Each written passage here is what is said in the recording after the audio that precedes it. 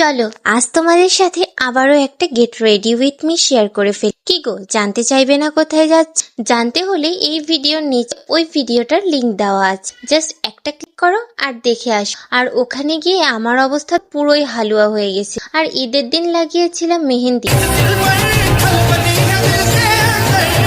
আজ যে আমার মনে এত আনন্দ কেন সেটা আমি নিজেও বুঝতে পারছি না। আর এত পরিমাণে গরম, কি রেডি হচ্ছি গাইস, সব রেডি তো উড়েই গেল। এখানে আবারও নাচ করতে শুরু করে দিয়েছি।